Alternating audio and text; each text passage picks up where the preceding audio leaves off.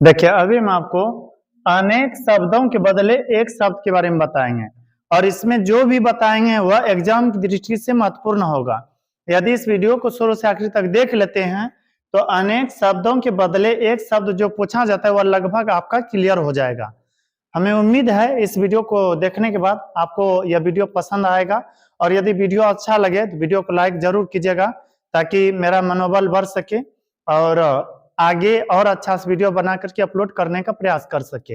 हाँ, वीडियो को देखिए बनाने में कहीं कहीं चूक हो सकता है, पर चूक तो इंसानों से ही होता है।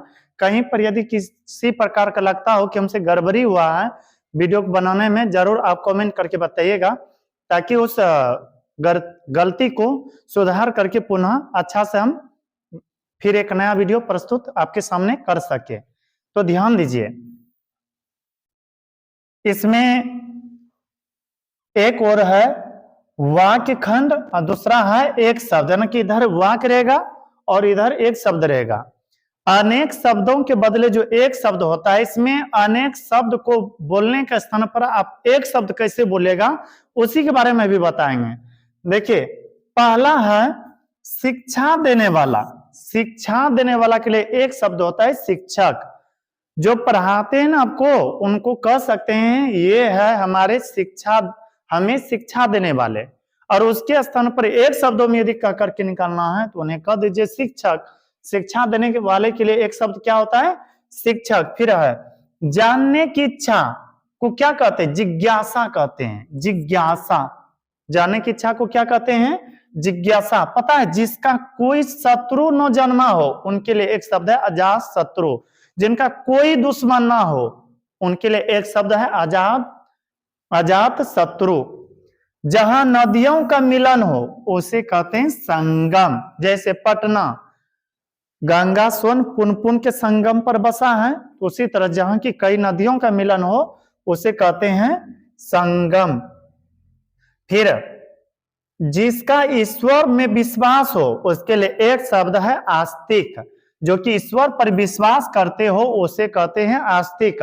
और जिसका ईश्वर पर कोई विश्वास ना हो, जो कि ईश्वर को मानते ही नहीं हो, उसके लिए एक शब्द है नास्तिक। कोई कहे I am Astik, no sorry, मैं आस्तिक हूं, तो समझ लीजिएगा कि वह देवी देवताओं ईश्वर पर विश्वास करते हैं। और यदि कोई कहते हैं कि मैं नास्तिक हूं, समझ लीजिएगा उनके मार्ग में भगवान या ईश्वर का कोई मान नहीं है, कोई वैल्यू नहीं है। फिर आगे है बीता हुआ समय के लिए एक शब्द है अतीत। जो बीत गया ना, बीतल का समय को हम लोग बोलेंगे अतीत। नहीं मरने वाला, जो नहीं मरने वाला हो उसके लिए एक शब्द है अमर। आप लोग शायद सुने होंगे या बायोलॉजी में पढ़े होंगे, अमर लत्ता। ऐसा लत्ता जो कभी मरता नहीं हो उसके लिए एक शब्द है अमर लत्ता। उसमें पता है ना, नो तो जड़ होता है, नो ही पत्ता होता है। अमर लत्ता के बारे में 10वीं में पढ़े होंगे, नहीं पढ़े हैं तो पढ़िएगा। फिर गिरा हुआ के लिए एक शब्द है पतित। जो इंसान गिर गया हो एकदम से उसके लिए एक शब्द है पतित। फिर जानने की इच्छा करने वाला के लिए एक शब्द है जिज्ञासु। जो कि हमेशा जानने की इच्छा रखता हो उसके लिए एक शब्द है जिज्ञासु।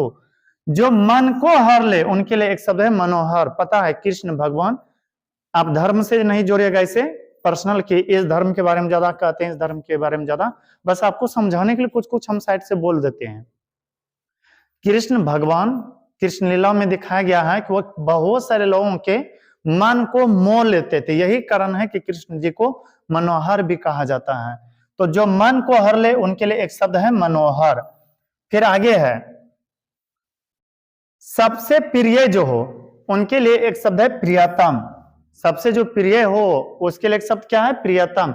रात में चलने वाला को कहते हैं निशाचर। बहुत प्राणी ऐसे हैं जो रात में ही चलते हैं, तो ऐसे सब के लिए एक शब्दों में कह सकते हैं उसे निशाचर। आकाश को चुंबने वाला है गगनचुंबी। गगनचुंबी आप शायद पढ़े होंगे, गगनचुंबी इमारत। कौन सी इमारत? गगनचुंबी। ऐसा इमारत जो कि आकाश को ऐसा लग रहा है कि चुम रहा है, तो फिर उसके लिए एक शब्द हम कहेंगे गगनचुंबी। फिर आगे है जो दिन में एक बार भोजन करता हो उसके लिए एक शब्द है एकाहारी। और यहीं पर याद रखिएगा, जो फल केवल खाता हो उसे कहते हैं फलाहारी। जो साग सब्जी खाता हो उसे कहते हैं शाकाहारी। जो मांस खाते हो उसके लिए एक शब्द है मांसाहारी। और जो दिन में एक बार भोजन करता है उसके लिए एक शब्द क्या है? जो दिन में एक बार भोजन करता है उसके लिए एक शब्द है एकाहारी। भविष्य में होने वाला के लिए एक शब्द है भावी। आप कई सारा सीरियल देखिएगा ना, उसमें बताया जाता है भावी सम्राट, मतलब भविष्य में बनने वाला सम्राट।